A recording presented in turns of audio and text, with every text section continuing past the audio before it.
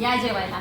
आज मी आहे माझ्या आत्याच्या घरी। ही माझी मोठी आत्या आहे, माझ्या वडिलांची मोठी बहीण। तर आज मी तिच्या गावी आलेले आहे काही कामानिमित्त आणि ते जे गाव आहे ते गाव आहे कुडपण गाव, जे एकदम डोंगर कपाऱ्यांमध्ये बसलेलं आहे। तर आज आत्याने आमच्यासाठी जेवण बनवलेलं आहे। मी आणि माझी आत्या, मला वाटतं मी लहान असताना कधीतरी आत्याच्या गावी आलेले, त्याच्यानंतर बरीच वर्ष झालीत पुन्हा एकदा मी या गावात आलेले आहे। तर आत्याने जेवण बनवलेलं आहे खूप छान पैकी। म्हटलं थोडंसं तुम्हाला सांगावं की जेवणामध्ये काय काय मेनू बनवलेला आहे। तिकडे या। तर आता काहीतरी तांदळाचा एक पदार्थ बनवलेला आहे, तो आहे भाकरी सारखा पिवळा पिवळा दिसत आहे।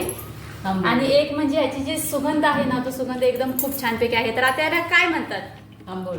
आंबोळी म्हणतात। कशापासून बनवल्या? तांदळाची, उडदाची डाळ, हा, मेथी या तिघांना मिक्स करून हा पदार्थ बनवलेला आहे। आणि त्यानंतर ना इथं ही जी भाजी दिसत आहे, ही भाजी मी पहिल्यांदाच बघते। ही भाजी कुठली आहे? कुड्याची भाजी। म्हणजे कुड्याची म्हणजे काय, फुलं येतात का काय? फुले येतात। हा, फुले येतात, पिवळी फुलं का, त्या फुलांची भाजी बनवलेली आहे।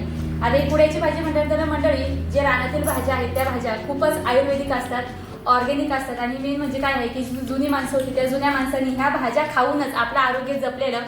तर या माझ्या आत्याच्या गावाला जेवण करायला।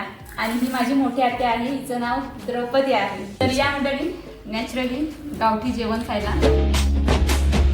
एक नंबर टेस्ट आहे आणि मेन म्हणजे एकदम ऑर्गॅनिक आहे आणि ओरिजिनल आहे।